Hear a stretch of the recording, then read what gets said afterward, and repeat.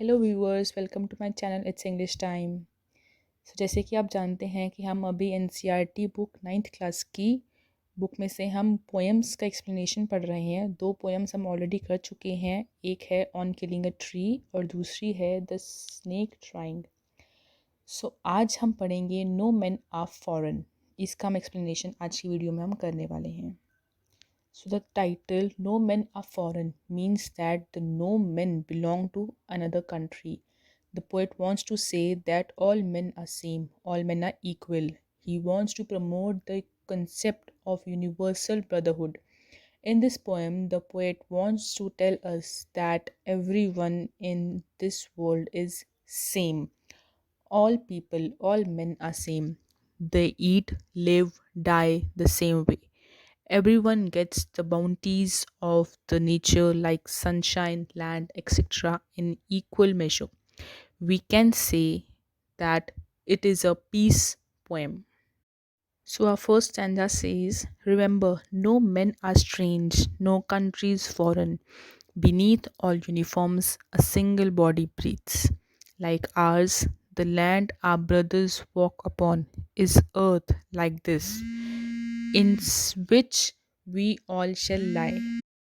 So, in the first line, the poet says that no men are strange and no country is foreign.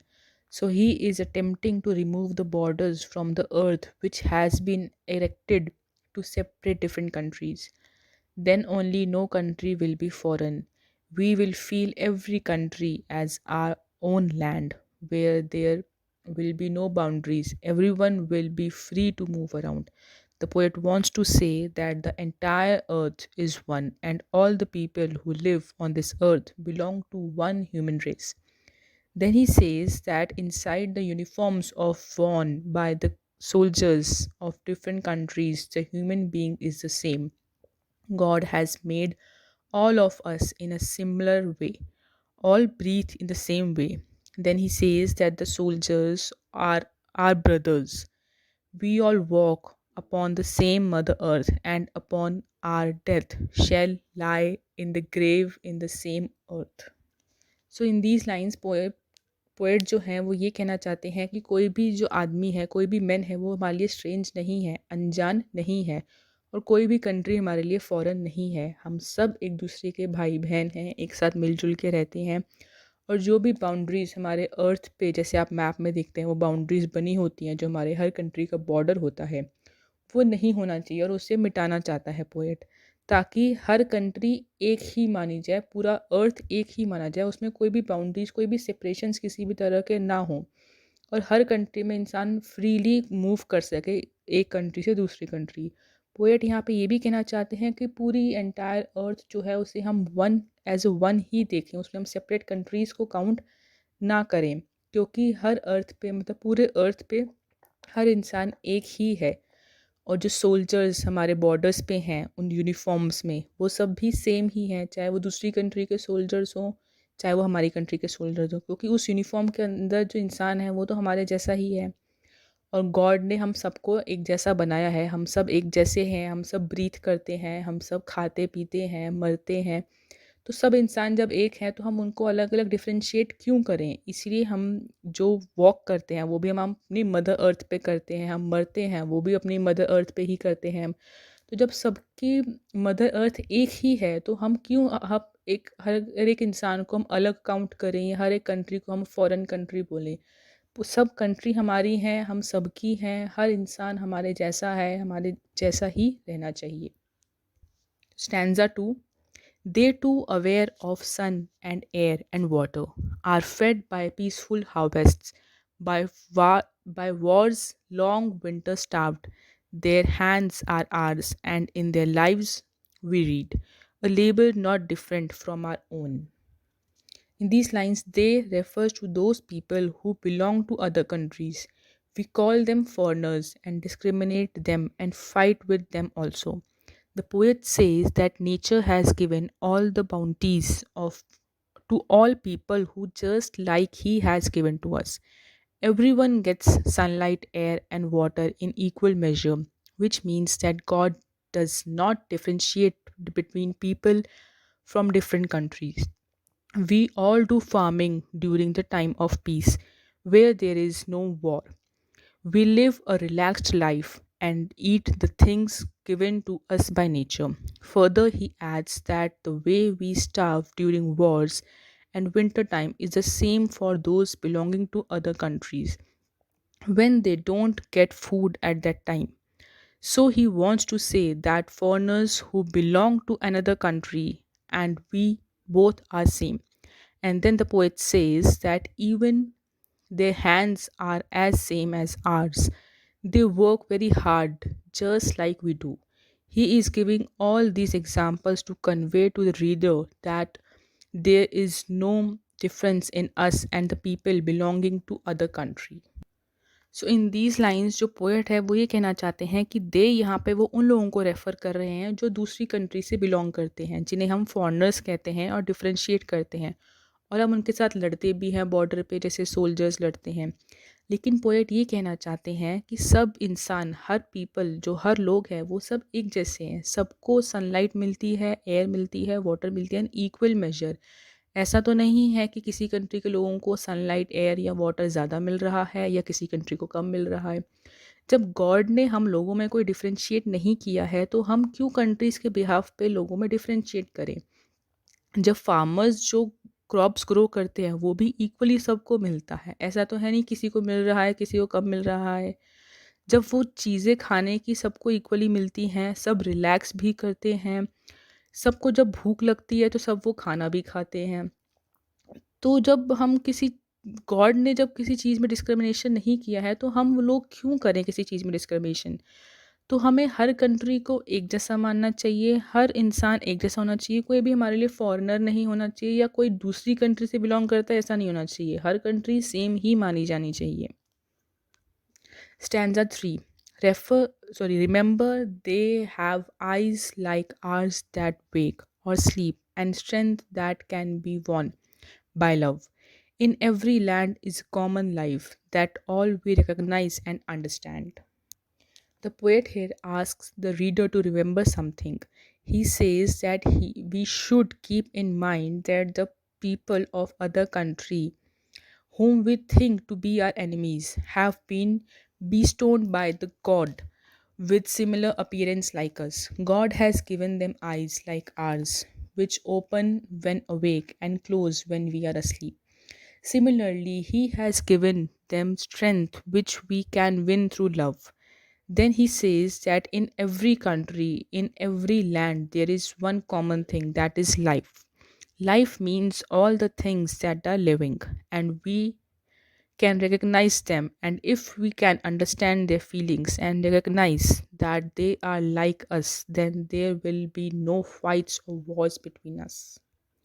In lines में poet ये कहना चाहते हैं, हमें ये याद दिलाना चाहते हैं या ये कह सकते हैं कि हमें ये समझाना चाहते हैं कि हर अदर कंट्री का जो लोग हैं वो जिन्हें हम अपने दुश्मन समझते हैं, लेकिन ऐसा है नहीं क्योंकि गॉड ने सबको एक जैसा अपीयरेंस में बनाया है। उनके पास भी वही आँखें हैं जैसी हमारे पास हैं, उन्हीं आँखों से वो सोते भी हैं, जागते भी हैं जैसे कि हम करते हैं। दूसरे लोगों में जो स्ट्रेंथ है जीतने की, उसे हम प्यार से जीत सकते हैं दूसरों की स्ट्रेंथ को भी। हर कंट्री, हर लैंड पे एक ही कॉमन चीज़ है, वो है लाइफ़। हमारे यहाँ जैसे इंडिया में भी जीने की चीज़ें क्या हैं, लाइफ है, वैसे ही दूसरी कंट्रीज़ में भी एक चीज़ कॉमन है, वो है लाइफ। हर कंट्री की सेम चीज़ है, लाइफ कॉमन, और हर लोगों की भी सेम है। तो हम क्यों किसी चीज़ में डिफरेंशिएट करें? जैसी उनकी फीलिंग्स हैं वैसे ही हमारी भी फीलिंग्स हैं।